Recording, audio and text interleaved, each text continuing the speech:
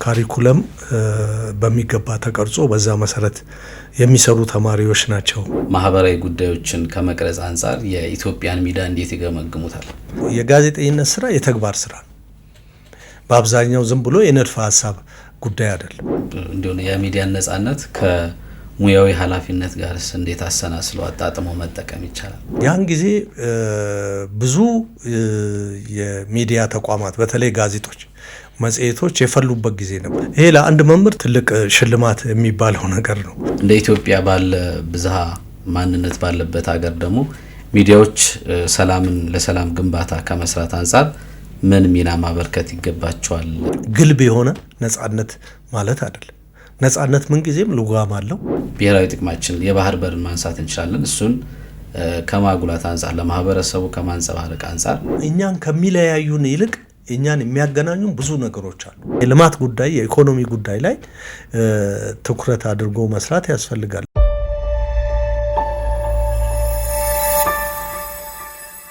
በሀገራዊ ሁኔታ ግን በጣም ብዙ የሚያግባቡን ነገሮች አሉ። በጋዜጠኝነት ሙያ ወይም ደግሞ በሚዲያው ላይ ያሉ ዋና ዋና ተግዳሮቶች ምንድን ናቸው? ሚዲያ ላይ የሚሰራ ሰው ክሪኤቲቭ ሰው ነው። ነጻነት ይፈልጋል በባህሪው። ፋክት ቼክ ከማድረግ አንፃር የሜንስትሪም ሚዲያዎች ሚና አሁን ላይ እንዴት ያዩታል? ሁሉም በየጎጆው የሚያስብ ከሆነ ይህንን ገዢ ትርክት እንዴት ነው ማምጣት የሚችለው? ኤአይ እንዲሁ ለጋዜጠኞች ተፎካካሪ ነው ወይስ ደግሞ አጋዥ? ማስታወቂያ የሚያናግር ኢንዱስትሪ አንተን እንደረዳ አይነት አድርጎ ነው የሚያስበው። እሱን ለመገዳደርና ከዲጂታል ሚዲያው የተሻለ ይዘት ለማምጣት ምን መስራት አለባቸው? እውነትን መናገር አንዱ ቁልፍ እሴት ነው።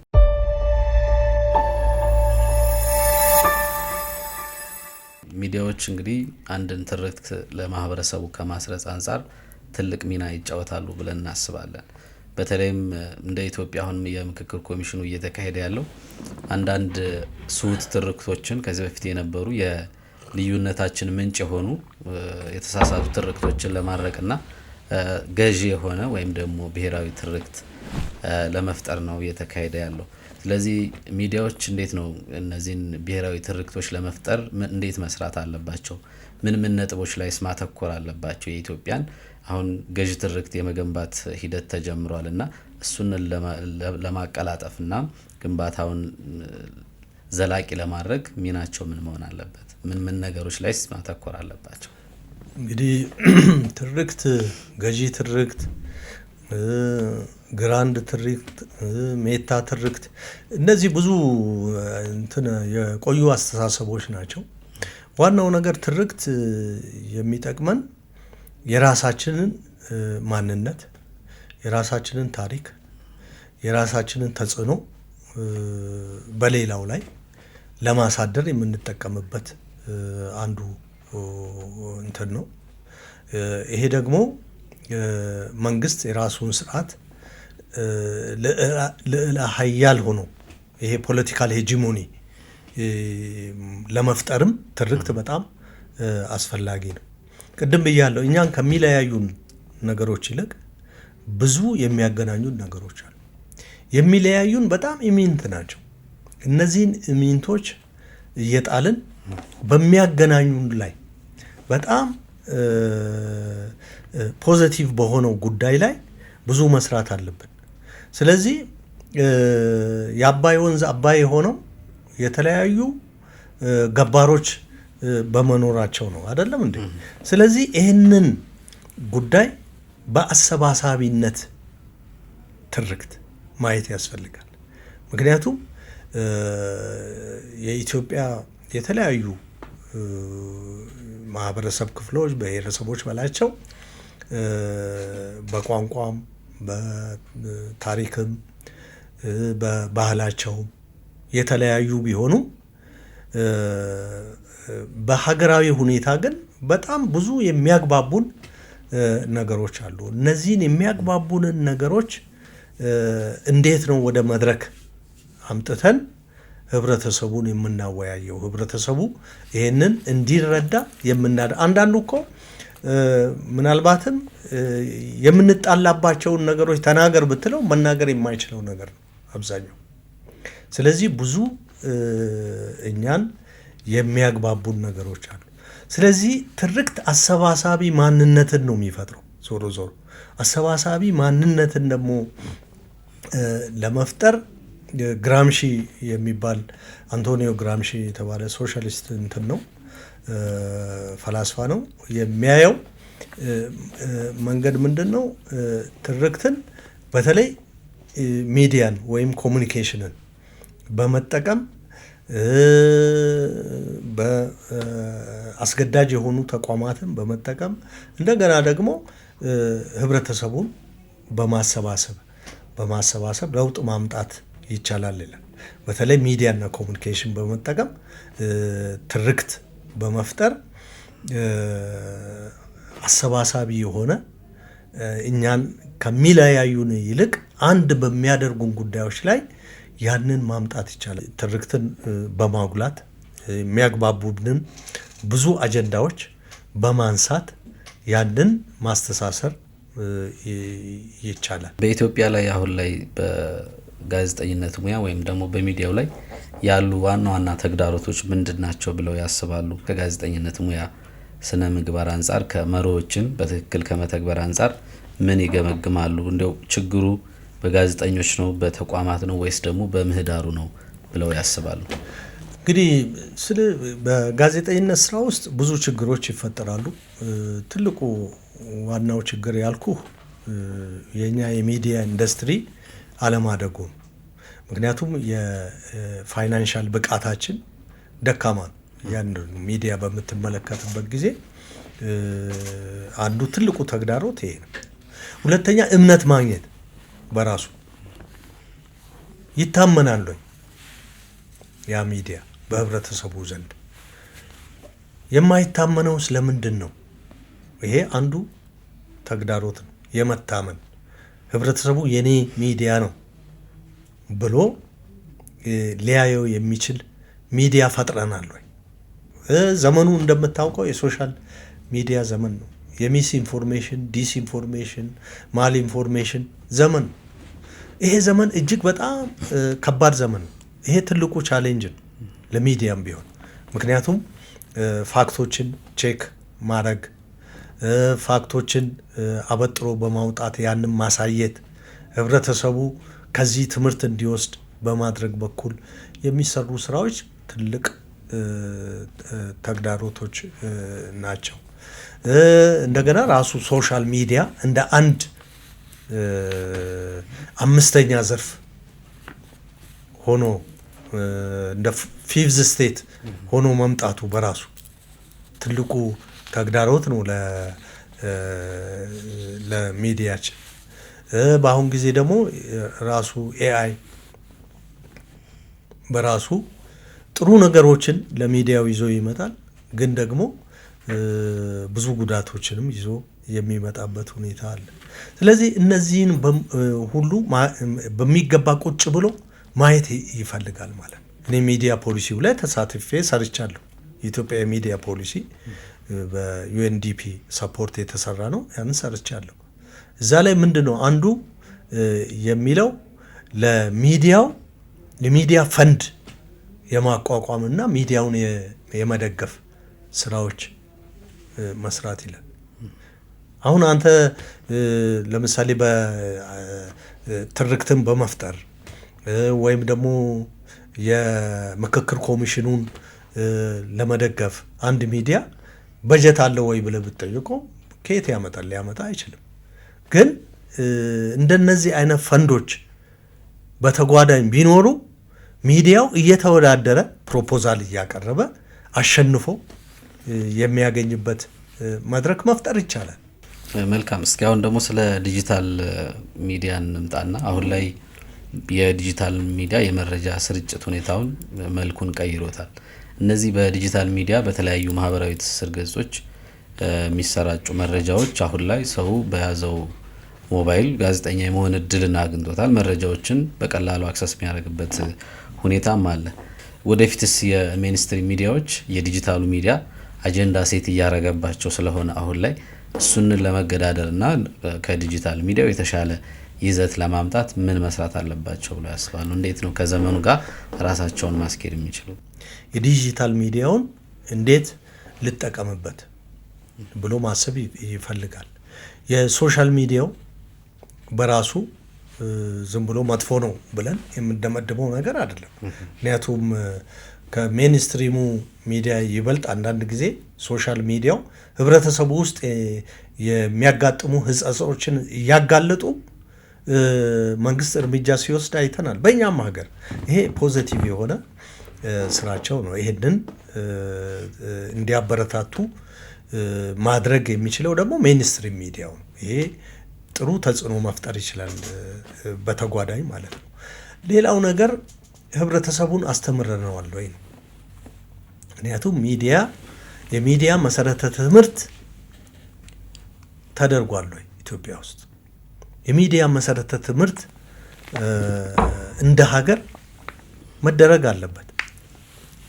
ስለዚህ የሚዲያ መሰረተ ትምህርት በአንዳንድ ሀገራት በካሪኩለም ውስጥ እስከ መክተት የደረሱ ሀገራት አሉ። ምክንያቱም ህብረተሰቡ የያዘውን መሳሪያ እንዴት መጠቀም እንዳለበት ማወቅ አለበት። ስለዚህ የሚዲያ መሰረተ ትምህርት እውቀት እንዲጎለብት ማድረግ ያለበት እንደ ትምህርት ሚኒስቴር አይነት ማድረግ አለበት። ዩኒቨርሲቲዎች እዚህ ላይ መስራት መቻል አለባቸው። ይህም መስራት ነው። አሁን እኮ ዲጂታል ላይ ሜንስትሪም ሚዲያው የሌለበት የለም። ስለዚህ ያንን መጠቀም እንደ አንድ ፕላትፎርም ያንን የዲጂታል ፕላትፎርም መጠቀም አስፈላጊ ነው። ይሄ ደግሞ ሚኒስትሪ ሚዲያው በዛ ላይ በሚጠቀምበት ጊዜ ተጽዕኖ ከፍተኛ ይሆናል። ለምን የራሱ የሆነ የሙያ ስነ ምግባር ያለው ስለሆነ እንደሌላው እንደ ማንኛውም ግለሰብ አይደለም ያንን ዲጂታል ሚዲያ የሚጠቀመውና ይሄ ትልቅ አጋጣሚ ነው። ተግዳሮት ቢኖረው ይሄን አጋጣሚ መጠቀም ያስፈልጋል። ሌላም የኢኮኖሚ ምንጭ ነው። ሞኔታይዝ የሚያደርግበት አንዱ ምንጭም ስለሆነ በእኔ በኩል እኔ እንደ ትልቅ አድቫንቴጅ ልናየው ይገባል። ግን የሚያመጣውንም ችግር እያየን ፋክት ቼክ እየተደረገ እያንዳንዱ ሚዲያ የፋክት ቼክ የማድረግ መዋቅር ወይም ሴንተር ይኖረዋል። በዛ እያደረገ ማቅረብ አለበት። የተለያዩ ፋክቶች በብዙ ሰዎች ሲጣሱ እናያለን። ስለዚህ ሜንስትሪም ሚዲያ ያንን በሚገባ እየያዘ ማጋለጥ፣ ማስተማር የነዚህ ሚዲያዎች ተግባር መሆን አለበት። መልካም እንዳነሱት እንግዲህ የዲጂታል ሚዲያው ከፍተኛ ጠቀሜታ እንዳለው ዘመኑን ከመዋጀት አንጻር የሜንስትሪም ሚዲያዎችም እሱን በመቃኘት መሄድ እንዳለባቸው ሆኖ የዲጂታል ሚዲያው ግን ዋና ተግዳሮት የሚባለው የሀሰተኛ መረጃ ስርጭት ነው። አሁን ላይ በሀገራችንም በተለያየ ጊዜ የተለያዩ ሀሰተኛ መረጃዎች ተሰራጭተው የተለያዩ ቀውሶችን ፈጥረዋል እና እነዚህን ፋክት ቼክ ከማድረግ አንጻር የሜንስትሪም ሚዲያዎች ሚና አሁን ላይ እንዴት ያዩታል? አብዛኛው የተወሰነ ይሰራሉ፣ ግን ዘላቂ ከመሆን አንጻር ጉድለት ይጎለዋል። በማህበራዊ ሚዲያው ላይ የተለያዩ በየቀኑ አዳዲስ ሀሰተኛ መረጃዎች ይፈበረካሉ። እነሱን ከመቀልበስ አንጻር ግን ሜንስትሪም ሚዲያው ምን መሆን አለበት? እነዚህ ፋክት ቼክ የሚባሉ ስራዎችን ከማጠናከር አንጻር ሌላው እንደው ማህበረሰቡስ ምን መሆን አለበት? ዲጂታል ሚዲያው መረጃውን ሲጠቀም ምን ጥንቃቄ ሊያደርግ ይገባል? እንግዲህ እንዳልከው ይሄ ዘላቂነት ነው የኛ ችግር። እርግጥ ነው እንዳልከው ሚዲያዎች ብዙ ሚዲያዎች ትልቅ ሚዲያ የምንላቸው የሀገራችን ሚዲያዎች በፋክት እንትን በማጥራት በኩል ይሰራሉ። ግን በጣም አልፎ ነው። ዝም ብሎ እንደው በየቦታው የተበተነ ነው ማለት ይቻላል። ስለዚህ ይሄ ቋሚ ሆኖ በዘላቂነት መስራት ያስፈልጋል። ይህን ደግሞ የሚሰሩ ሙያተኞችን ማብቃት ያስፈልጋል። በአሁን ጊዜ የሚዲያ ተቋማት ዝም ብለው ጋዜጠኞችን ብቻ የጋዜጠኛ ሙያ ያላቸውን ብቻ ሳይሆን የሚያፈሩት የኮምፒውተር ኢንጂነሮችን ጭምር እየወሰዱ በዚህ ዘርፍ የሚሰሩበት ደረጃ ላይ ተደርሷል። ስለዚህ በዚህ በኩል መስራት ያስፈልጋል። ቅድም እንዳልኩ ምን ያህል አስተምረናል ህብረተሰቡ ራሱ ሚዲያ አጠቃቀም እንዴት ይጠቀም፣ ምን ይጠቀም፣ መቼ ይጠቀም፣ ምን ጉዳዮች ይጎዱታል የሚለውን አላስተማርንም። ይሄ አልተሰራም። እንኳን እንደኛ ሀገር ባለው ሁኔታ ምናልባትም ብዙ እድገት እውቀት ላይ ያልደረሰ ህብረተሰብ በሌለበት እንኳን እንደ ቻይና፣ እንደ አውስትራሊያ፣ እንደ ሌሎች አውሮፓ ሀገራት በተለይ የዚህን የሚዲያ መሰረተ ትምህርት በሚገባ ያስተምራሉ። ስለዚህ ህብረተሰቡ ላይ በደንብ ታቅዶ የተሰራ ስራ ስለማናይ ለውጥ አልመጣም።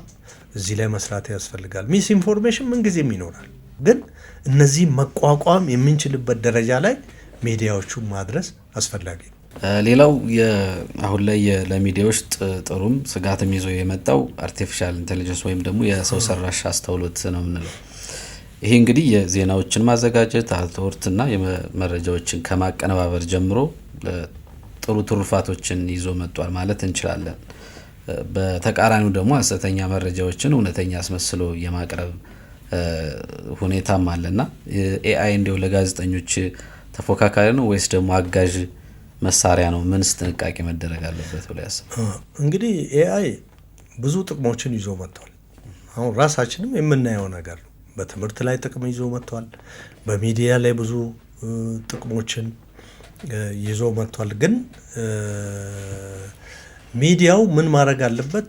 ኤአይ አጠቃቀም ፖሊሲ ማውጣት አለበት። አሁን ብዙ ትልቅ ሚዲያዎች እንደ ኤኤፍፒም ቢቢሲም ብታይ እነዚህ የኤአይ ፖሊሲ ያላቸው፣ እናንተ ይኑር አይኑራችሁ አላውቅም፣ ግን ኤአይ ፖሊሲ ያስፈልጋል። ጋዜጠኞች እንዴት ነው ይሄን ኤአይ ፖሊሲ ኤአይን ተጠቅመው የሚሰሩት የሚለው ነገር በጣም አስፈላጊ ነው። ምክንያቱም ብዙ ፋክቶችን በቀላሉ ማግኘት ይቻላል። ድሮ እኮ እኛ ጋዜጠኝነትን ስንሰራ ላይብረሪ ሄደን ኢንሳይክሎፒዲያ አገላብጠን መጽሐፍ አይተን ነው። አሁን በእጃችን ላይ ነው ሁሉ ፋክት ያለው። ይህም ፋክት ግን ማመዛዘን በማመዛዘን ያንን መጠቀም የኛ ተግባር ነው። ግን ሚዲያው የኤአይ ፖሊሲ አለው ወይ? ኤአይ እንግዲህ ለሚዲያው ብዙ ነገር ይጠቅማል። ፕሩፍሪድ በማድረግ በመተርጎም የትርጉም ስራዎችን፣ ምክንያቱም የምታስተላልፈውን ፕሮግራም በምትፈልገው ቋንቋ በቀላሉ ተርጉመ ልትሰጥ የምችልበት ሁኔታ ነው። ኤዲት ለማድረግ ቋንቋ የሚጠቅም ነው እና ይህንን ግብአት መጠቀም ያስፈልጋል። ይህን ሁሉ ያለህን ኢቨን የሰው ኃይል በሌላ ስራ ላይ ልታሰማራ የሚያስችል ሁኔታ ፈጥሯል። ስለዚህ ይሄ ጥቅም እንጂ በአብዛኛው ጉዳቱን ግን እያዩ እየመጠኑ እየተቆጣጠሩ መስራት የሚዲያዎቹ ፋንታ ነው። ለዚህ ደግሞ ኤአይ ፖሊሲ በሚገባ በየሚዲያው እንዲተገበር ያስፈልጋል ማለት ነው። ቅድምም ሲያነሱት እንደነበሩት የፋይናንስ ወይ ኢኮኖሚ ጉዳይ ለመገናኛ ብዙሃን መጠናከር ትልቅ ሚና አለውና በኢትዮጵያ የግል ሚዲያ ተቋማት የፋይናንስ ችግር አጋጥሟቸው ሲዘጉም እንዲሁ ሲከስሙም እናያለንና እንዲሁ የንግድ ሚዲያን ከሙያው ጋር አያይዞ ስነ ምግባሩን ጠብቆ ንግዱንም እንዲሁ ያው የማትረፍ ግዴታም ስላለበት ህልውናውን ማስቀጠል ስላለበት ከዛ ጋር አመጣጥኖ ለመሄድ ምን መሰራት ይጠበቅበታል? የግል ሚዲያዎች እንዲሁ ብሔራዊ ጥቅምን ከማስጠበቅ ረገድስ እንዴት ነው መስራት ያለባቸው? እንግዲህ ሁለት የተለያዩ ጥያቄዎችን ነው የጠየቅን። አንደኛው የግል ሚዲያዎች በሚዲያው ገበያ ላይ ለመኖር እንዲችሉ የግድ የሚዲያውን የማስታወቂያ የሚሰጡ አካላትን ማግኘት መቻል አለባቸው። በእኛ ሀገር ማስታወቂያ ማግኘት እጅግ በጣም ከባድ ነው። ለግሉ ሚዲያም በል ለመንግስቱ ሚዲያ በል ብዙ አስቸጋሪ ነገሮች አሉት። እንደውም የኛ ሀገር ማስታወቂያ የሚያናግር ኢንዱስትሪ ወይም አካል ወይም ኩባንያ ምን ብሎ ነው የሚያስበው? ልክ አንተን እንደረዳ አይነት አድርጎ ነው የሚያስበው እንጂ እሱ ተጠቃሚ እንደሆነ አድርጎ አስብ። ይሄ ትልቁ ሚዲያችን ላይ ተጽዕኖ የሚያመጣ ነው። ስለዚህ ወዴት መሄድ አለባቸው? አሁን የትም ሀገር ብታይ አሁን እዚህ ኬንያ እንኳን ሞኔታይዜሽን የኢትዮጵያ የመንግስት ሚዲያዎች ሳይቀሩ ወደ ሞኔታይዜሽን እየሄዱ ነው። ምክንያቱም በተጓዳኝ ከሚሰሩት ፕሮግራም በተጓዳኝ ምን ገንዘብ ያመጣል የሚለውን እያዩ እየመጡ ነው። ምክንያቱም በበጀታቸው መኖራቸው። ስለዚህ ይህን ማሰብ ይፈልጋል። ከዚህ አንጻር እንዴት ምን ማምጣት አለብኝ ማለት ያስፈልጋል።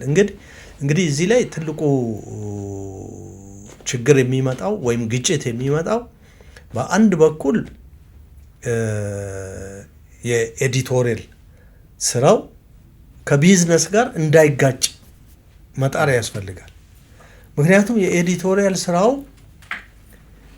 ሙሉ ለሙሉ ገንዘብን ታሳቢ ብቻ አድርጎ የሚሄድ ከሆነ ይሄም አደጋ አለው። ይሄም ማመጣጠን ያስፈልጋል። ግን ደግሞ በተጓዳኝ ብዙ የሚሰሩ ሚዲያው ሊሰራቸው የሚችላቸው ብዙ የተለያዩ ስራዎች አሉ። እያየን በተለያየ በስፖንሰርሺፕ የሚሰሩ ስራዎች አሉ። ዓለም አቀፍ ፎረሞችን ሀገራዊ ፎረሞችን በማዘጋጀት ብዙ ስራዎችን እየሰሩ እንደሆነ እያየን ነው። ስለዚህ ወደዛ መግባት አለባቸው። ስለዚህ ሞኔታይዜሽን የቢዝነስ ሞዴላቸውን መለወጥ አለባቸው ማለት ነው። አሁን ባለው የቢዝነስ ሞዴል መሄድ አይቻልም። ይሄ ውድቀትን ነው የሚያመጣው። ስለዚህ ብዙ ጊዜም ደግሞ የኢትዮጵያ ሚዲያ እየቀጨጨ የሄደው ያው ፋይናንስ ኢንጀክት ማድረግ ስለማይችል ነው። ሁለተኛ በዚህ ላይ የሚሰማሩ ባለሀብቶች ሚዲያውን አላወቁትም። ሚዲያው ራሱ ትልቅ ኢንዱስትሪ እንደሆነ አትራፊ ኢንዱስትሪ እንደሆነ አላዩትም። ስለዚህ ባለሀብቶች ወደዚህ የሚገቡ ከሆነ ሚዲያው ይለወጣል። የማይለወጥ ነገር የለም። ስለዚህ ይህንንም ማሰብ ይፈልጋል ማለት ነው። ከኢኮኖሚ ጋር ተያይዞ የግል ሚዲያዎች አሉ። ከይዘትም አንጻር ነው ያው የራሳቸው አፊሊዬሽን ስለሚኖራቸው የአንዳንድ ተቋማት ወደ እነሱ ሂዶ ማስታወቂያ የመስጠት ወይም ደግሞ እንደዚህ አብሮ የመስራት ነገር አይስተዋልም እና የመንግስት ተቋማትም ቢሆኑ ሚዲያዎች ለህዝብ ጥቅም መቆም አለባቸው። አንዳንድ የሚስተዋሉ ችግሮችን ነቅሶ ማውጣት አለባቸው እና እንዲሁ ለእነዚህ ሚዲያዎች ያላቸውን ፋይናንስ ከማድረግ አንጻር ምን ይጠበቃል? ከንግዱ ማህበረሰብ ሊሆን ይችላል፣ ከንግዱ ተቋማትም አንጻር። የግሉ ተቋም በሩጫ የምታገኘው ጉዳይ ነው። ስለ ሚዲያን ወደው ሚዲያው ለእኔ ተጽዕኖ ይፈጥርልኛል፣ እቃዬን ያሸጥልኛል ብሎ ሲያስብ ነው ወዳንተ የሚመጣው። ግን በመንግስት የሚሰጡ ነገሮች በተለይ የኢትዮጵያ ሚዲያ ባለስልጣን በዚህ በኩል በማስታወቂያ ረገድ አሁንም ቆሞ ሊያስብበት ይገባል። ምክንያቱም ይህን አስቦ ሰርቶ ለሌላው የግሉ ሚዲያ እንዳይወድቅ መንከባከብ መቻል አለበት። ያ ማለት ግን ሌላ ፖለቲካ ተጽዕኖ አስገዳጅ ተጽዕኖ ያመጣበታል ወደሚል መሄድ የለብንም ማለት ነው። መልካም። እንግዲህ ያው የሚዲያዎች ሁኔታ ከዘመን ዘመን መቀየር ጋር ተያይዞ የራሳቸው የሆነ ለውጦች ያደርጋሉና በመጪዎቹ 20-30 ዓመታትም ሚዲያዎች ያው ይለወጣሉ ተብሎ ይታሰባልና ምን መልክ ይኖራቸዋል እነዚህ ሚዲያዎች? እንደው የሚጠፉና የሚፈጠሩ ሚዲያዎችስ ምን አይነት ናቸው? ምን መገለጫ ይኖራቸዋል ብለው ያስባሉ? ያው እንግዲህ ለመተንበይ ምንድነው ጠንቋይ መሆኑ ያስፈልጋል የሚባል ነገር አለና ይሄ አስቸጋሪ ነው። አሁን ባለው ሂደት ያው እንደምታየው ነው። ብዙ ነገር ዲጂታል እየሆነ ነው። ከዲጂታል ማምለጥ የምንችልበት ደረጃ ላይ አይደለንም እና ወደ ዲጂታል እድገቱ በደንብ በሚዲያ በኩል ሊታሰብበት ይገባል። ስለዚህ የምንጠቀመው የዲጂታል ፕላትፎርም ምን መሆን አለበት? የዲጂታል ፕላትፎርሙ ለሚስ ኢንፎርሜሽን እና ዲስ ኢንፎርሜሽን እንዳያጋልጠን እንደገና ደግሞ የሳይበር አታክ እንዳይሆንብን ምን መስራት አለብን ማለት እና ወደፊት በረዥሙ ሚዲያው ሊያስብበት ይገባል። ምክንያቱም አሁን ያለው ትሬንድ የሚያሳየን ነገር ዲጂታል እንትኑ በየጊዜው በጣም እየተለወጠ እየመጣ ነው። ስለዚህ ፈጣንም ነው።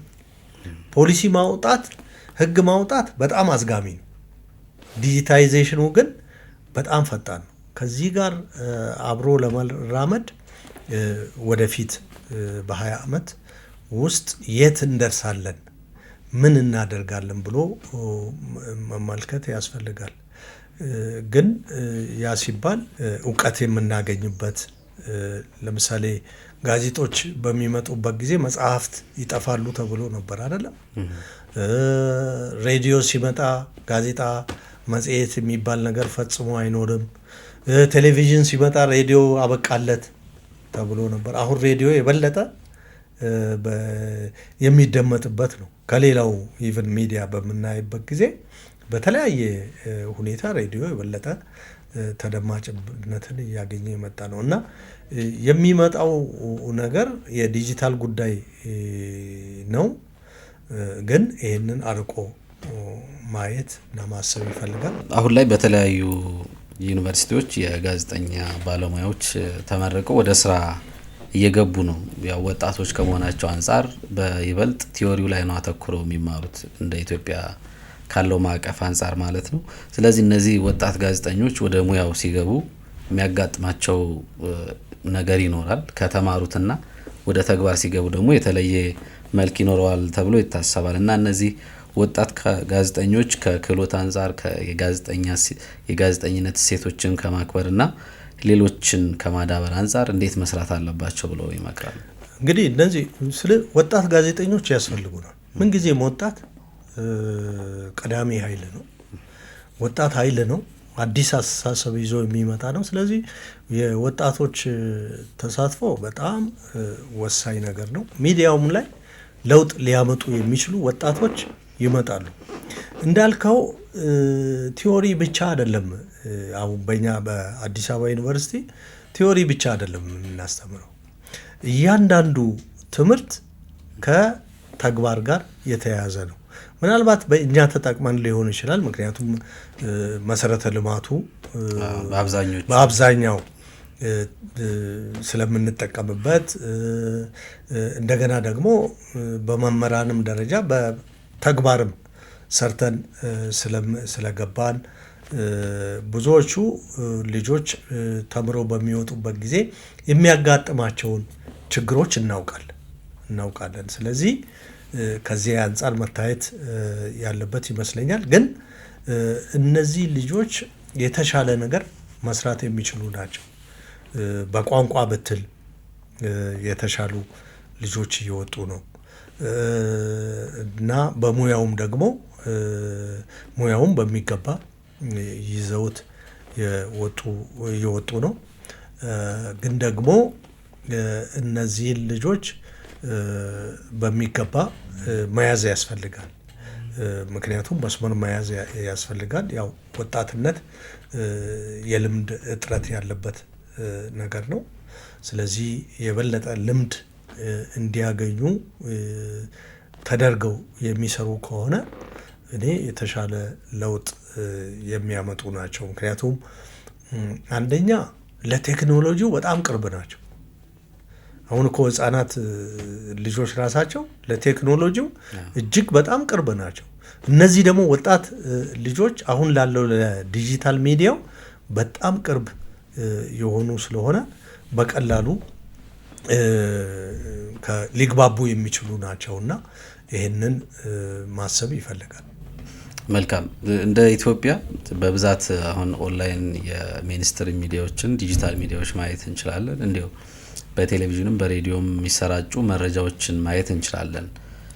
ለምሳሌ አንድ የሆነ ሁነት ኖሮ ያንን መንገድ የሚዘግቡበት መንገድ እና የአንግል አመራረጥ ማለት እንችላለን እንዲሁ ተመሳሳይነት ይስተዋላል። አሁን ባለው ሁኔታ ሁሉንም ብናያቸው አንድ ጉዳይ ላይ የማተኮር ነገርና ነገር ግን ያንን ሁነት በተለያየ አቅጣጫ ለማህበረሰቡ ከማሳየት አንፃር እንዴት መስራት አለባቸው? እንደው ተመሳሳይ ባይሆን ምንለው እያንዳንዱ ሚዲያ ከምን አቅጣጫ መስራት አለብኝ? የግድ ጉዳዩ አንድ አካባቢ ሊሆን ይችላል። ለምሳሌ ሀገራዊ ማንነትን በማስጠበቅ በኩል ሊሰራ ይችላል። ግን ያንን ከምን ማዕዘን ነው ማየት ያለብኝ ብሎ ክሪኤቲቭ በሆነ መንገድ መስራት ያስፈልጋል። ሌላው እኔ አልጀዚራን ስጎበኝ ያየሁት እንደው የበሰሉ እዛ ሙያ ላይ የቆዩ ጋዜጠኞች የኳሊቲ ተቆጣጣሪዎች ናቸው። የፕሮግራም ኳሊቲ እና የአሰራር አንግል ተቆጣጣሪዎች ናቸው። ስለዚህ ምናልባት እኔ በየሚዲያው እንደዚህ አይነት ነገር መፍጠር ያስፈልግ ይሆን ብዬ አስባለሁ። ምክንያቱም አንደኛ ፕሮግራሙን አይተው ፕሮግራሙን የሚተቹ ሰዎች ያስፈልጉናል። በሌላው ሀገር ፕሬስ ኦምዱርማን የሚባል ነገር አለ። ፕሬስ ኦምዱርማን የፕሬሱ እንባ ጠባቂ ነው። ፕሬሱን ከውስጥ ሆኖ ይተቻል። ከውስጥ ሆኖ እንደ አምዱስማኑ እንደ ፕሬስ አምዱስማን ሆኖ ከውስጥ ሆኖ ፕሬሱን ይተቻል። ፕሬሱ ራሱን እንዲመለከት ያደርገዋል። እና እንደዚህ አይነት የኳሊቲ የአንግል ላይ እንደው የሚሰሩ ሰዎችን ማደራጀት ያስፈልግ እንደሆነ አላውቅም፣ ግን እንደዚህ አይነት ስራዎች አይቻለሁ እና ይሄ በአንድ ቱቦ ሚዲያዎቹ እንዳይፈሱ ሊያደርጋቸው ይችላል። መልካም። እርስዎ እንግዲህ ከ30 ወይም 40 ዓመታት ባሉት ጊዜያት ውስጥ በጋዜጠኝነትም በጋዜጠኝነት መምህርነትም እንደመቆየቶ መጠን እንዲያው የኢትዮጵያ የወደፊት ሚዲያ እንዴት መሄድ አለበት ብለው ያስባሉ? አቅጣጫው እንደው ምንድነው ብለው ያስባሉ? ሚዲያ ላይ የሚሰራ ሰው ክሪኤቲቭ ሰው ነው። ነፃነት ይፈልጋል በባህሪው። የሚዲያ ስራ እንደ ፋብሪካ ስራ አይደለም። ፋብሪካ ስራ ምንድነው? መኪና ቶዮታ ማውጣት ከሆነ ያንኑ ቶዮታ ማውጣት ነው በየጊዜው። ወይም ሳሙና ከሆነ ያንኑ ሳሙና ሞዴል እያደረገ ማውጣት ነው። የጋዜጠኝነት ስራ በጣም ክሪኤቲቭ ስራ ነው። እዚህ ውስጥ የሚሰሩ ሰዎች ነፍሳቸውም ልባቸውም ስስ ነው በጣም። ስለዚህ የሚዲያ ማኔጀርስ የሚሆኑ እነዚህን ስስ ልቦች ነው ወደ ስራው የሚያመጡት። ስለዚህ ይህንን የሙያውን ባህሪ ማወቅ ያስፈልጋል። ሙያው የሚጠይቀው በጣም ሄክቲክ የሆኑ ስራዎች፣ አስጨናቂ ናቸው ስራዎቹ። ዛሬ አንድ ፕሮግራም ይሰራል፣ ነገ ሌላ ፕሮግራም ነው፣ በሚቀጥለው ጊዜ ወደ ሌላ ዜና ይሮጣል። ይሄ ሁሉ ስራ እጅግ በጣም አስጨናቂ ስራዎች፣ ትልቅ ትኩረት የሚፈልጉ የጋዜጠኛውን ንባብ ዝግጅት የሚፈልጉ ናቸውና እዚህ ላይ እንግዲህ ማኔጅመንቱ ብዙ ይጠበቅባታል። ጋዜጠኛው እንዳያስብ። ድሮ እኮ ካሜራ ይዘው ሲሄዱ ጋዜጠኛው ተጎዳ አይደለም የሚሉት፣ ካሜራው ተረፈ ወይ። ይሄ የሚያሳየው ምናችን ድህነታችንን ያሳያል። ስለዚህ ጋዜጠኛው ነፃ ሆኖ ካሉበት የተለያዩ ችግሮች፣ ምናልባት ደሞዝ ምናልባት ጥሩ የሚከፈለው ቢኖር በአሁን ጊዜ ጋዜጠኛው ነው። ግን ሌሎች ግን ብዙ ችግሮች አሉት። የትራንስፖርት ችግር፣ የመኖሪያ ችግር። ይህን ሁሉ እያሰብክ እዚህ ጣጣ ውስጥ እየኖርክ የተሻለ ስራ ትሰራለህ ለማለት ይሰራል ለማለት ጋዜጠኛው ያስቸግራል። እና ይሄ የሚዲያ ሊደርሺፑ ማኔጅመንቱ በሚገባ ሊያስቡበት የሚገባ ነው። ምክንያቱም ጋዜጠኝነቱ ወደፊት ለመክፋት ባለበት እንዳይረግ አሁን እየተሻሻለ ነው። ብዙ ነገሮች እንደምናየው ወደ ኢንዱስትሪ ደረጃ እያደገ ነው። ስለዚህ ያን ደረጃ የበለጠ ማላቅ ያስፈልጋል። ከጎረቤት የሆኑ ኃይሎችን ሀገሮችን ማየት ይፈልጋል። የጎረቤት ሀገር እዚህ ኬንያ እንኳን ብንሄድ ጋዜጠኞች በምን አይነት ሁኔታ እየኖሩ ነው የሚለውን ትንሽ ዳሰሳ እኮ ማድረግ ነው። ብዙ ከባድ ነገር አይደለም። ኢትዮጵያ ደግሞ ለጋዜጠኞች ሲሆን ድሃ የምትሆንበት ሁኔታ የለም። ስለዚህ ይህን ማየት ያስፈልጋል። ምክንያቱም ሚዲያው ራሱ እንደ ተቋም አሁን ቻይና ያየሁት ምንድን ነው የራሳቸው ሪል ስቴት ሁሉ አላቸው ሚዲያው። ስለዚህ ጋዜጠኞች የሚከፈላቸው ክፍያ፣ የኑሮ ሁኔታቸው ምናምን በጣም የተለየ ነው እና ምንድነው ሰፋ አድርጎ ማሰብ ይፈልጋል አንድን ተቋም። እዚችው በጠባቧ ሳይሆን በሰፊው ምን መስራት እንችላለን። ጋዜጠኞቻችን ደግሞ ክሬቲቭ ናቸው። እነዚህን ክሬቲቭ የሆኑ ሰዎች ራሳቸው እኮ ብዙ ነገር ማመንጨት ይችላሉ አይደለም? ቅድም ሞኔታይዜሽን ያልነው እኮ ብዙ ነገሮች ብዙ ፎረሞችን በማዘጋጀት መሳተፍ ይችላሉ። ብዙ ጥቅም የሚያመጡ ለሚዲያው የሚያመጡ ነገሮችን ሊከውኑ ይችላሉ እና ያንን ማየት ያስፈልጋል።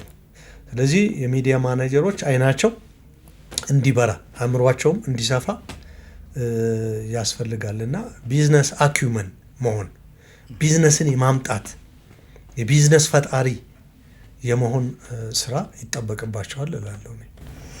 መልካም። እንግዲህ ዋናው የጋዜጠኝነት ተልእኮ እውነትን መናገር ብቻ ነው ወይስ ደግሞ እውነትን ከህዝብ ጥቅምና ከሀገር ጥቅም ጋር አሰናስሎ ለማህበረሰቡ ተደራሽ ማድረግ ነው? እንደ ሁሉ እውነትስ በጋዜጠኝነት ወይም ደግሞ በሚዲያ ይነገራሉ የሚለውን እስቲ። እውነትን መናገር አንዱ ቁልፍ እሴት ነው። የጋዜጠኝነት ምንጩ እውነት ነው። በእውነት ላይ መስራት ያስፈልጋል። ያ ማለት ግን ሀገራዊ ጥቅምን አሳልፎ መስጠት ማለት አይደለም። ጋዜጠኞች የሀገርን ጥቅም ማስጠበቅ መቻል አለባቸው። የሀገር ጥቅም ሲያስጠብቁ ደግሞ ዝም ብለው በጋሻ ጃግሬነት በመነሳት አይደለም። ሪሰርች ቤዝድ በደንብ በጥናት ላይ በተመሰረተ በደንብ አንብበው ከሙያተኛው በተሻለ ሆነው ቀርበው ሲሰሩ ነው እንጂ ምክንያቱም ጋዜጠኛ የሚኖረው ሀገር ሲኖር ነው። ስለዚህ የሀገርን ጥቅም ሳታስጠብቅ መኖር የለብህም እና እርግጥ በምዕራቡ ዓለም በዛ በመጽሐፋቸው ውስጥ እንደ ቫልዩ አድርገው ባያስቀምጡትም ሲሰሩበት እያየን ያንን መመልከት ያስፈልጋል። አንድ ጆርጅ ጋራዌይ የሚባል እንግሊዛዊ አለ። የእንግሊዝ ምክር ቤትም አባል የነበረ ነው። ጆርጅ ጋራዌይ ለማን ይሰራል? ለኢራን ፕሬስ ቲቪ ኮሜንታተር ሆኖ ይሰራል። እጅግ በጣም ጠንካራ የሆነ ስራ ይሰራል፣ ያጋልጣል። ምን ይላል? ያ ፕሮግራም እሱ የሚሰራው ፕሮግራም እንግሊዝ ሀገር አይታይም፣ ተከልክሏል። አየህ ለምን? ይሄ ከናሽናል ኢንተረስቴን ይጎዳብኛል ብለው በሚያስቡበት ጊዜ ያንን የራሽያ ሚዲያው እኮ ባለፈው ጦርነት እንዲዘጋ ተደርጓል። የትም ቦታ እንዳይታይ ተደርጓል። ይሄ ከምንድን ነው የሚመጣው? አይደለም ከብሔራዊ ጥቅም ጋር የተያያዘ ነገር ነው። ላዩን ስናይ እንደ ቫልዩ ላይታይ ይችላል፣ ግን ውስጡን ይሄ ነገሮች ሲሰሩ እያየን ነው። ስለዚህ ከዚህ የምንማረው ብዙ ነገር አለ። ጥያቄዎችን ጨርሻለሁ። እስኪ እርሶ እስካሁን ባደረግነው ቆይታ ያልተነሱ ነጥቦች አሉ? የኢትዮጵያ ሚዲያ ከህዝብ ጥቅም ከመቆም አንጻርና እንዲሁ ብሔራዊ ጥቅምን እነዚህ ሀገራዊ ትርክቶችን ከማስረጽ አንጻር ምን ሊሆን የሚገባል የሚሉት ሀሳብ አጠቃላይ ሀሳብ ካለ የቀረ የሚሉት? መቼም ብዙ ሀሳቦች አንስተናል። እውነት ይሄ ሀሳብ ራሱ በዚህ መድረክ ላይ መቅረቡ ለእኔ ትልቅ ነገር ነው። እንደዚህም ደግሞ ፈታ ብለን የምናስበው ውስጣችን ያለው እንግዲህ ኢትዮጵያ ውስጥ አብዛኛውን ጊዜ የምንናገረውና ውስጣችን ያለው የተለያየ ነው። በዚህ ደረጃ መቅረቡ እኔ ፋናን ላመሰግን ፈልጋለሁ። ግን የኢትዮጵያ ሚዲያ ሁሌም ሊታሰብበት የሚገባ ነው። እንደ ኢንዱስትሪ ሊታይ ይገባል። የኢትዮጵያ ሚዲያ ላይ ትኩረት አድርጎ የሚሰራ ከሆነ የጂኦ ፖለቲካም ላይ ተጽዕኖ ልናደርግ እንችላለን። እጅግ በጣም ትላንት ስረዳቸው የነበሩ እነ ኬንያ 1960 እኮ ነፃ የወጡ ናቸው አይደለም እንዴ? ዛሬ በአካባቢው ላይ ያላቸውን ተጽዕኖ እናያለን። ስለዚህ የኢትዮጵያ ሚዲያ በተለይ በጂኦ ፖለቲካው ውስጥ ትልቅ ሚና ሊጫወት የሚችለው በሚገባ ትኩረት ስንሰጠው ነው፣ ትኩረት ስናደርግለት ነው። ስለዚህ መንግስት በዚህ በኩል በሚችለው መንገድ ማድረግ አለበት። ሚዲያውም ደግሞ ዝም ብሎ መንግስት ላይ ድንጋይ ወርዋሪ ሆኖ የሚቀር ሚዲያ ወይም የሚቀርብ ሚዲያ መሆን የለበትም። መንግስትና ሚዲያው ኮላቦሬቲቭ ሮል የሚባላል ኮላቦሬት አድርገው የሚሰዱትን ነገር መወጣት መቻል አለባቸውና ሚዲያው ኮላቦሬቲቭ ሮሉን መወጣት ይኖርበታል። ረዳት ፕሮፌሰር መኩሪያ መካሻ በፋና ፖድካስት መጥተው ላደረግነው ቆይታ በጣም አመሰግናለሁ። እኔም አመሰግናለሁ። አድማጭ ተመልካቾቻችን በፋና ፖድካስት ለሀገር ፕሮግራማችን በዚህ ተጠናቋል። በቀጣይ ሳምንት በሌላ ርዕሰ ጉዳይ እንገናኛለን። መልካም ቆይታ።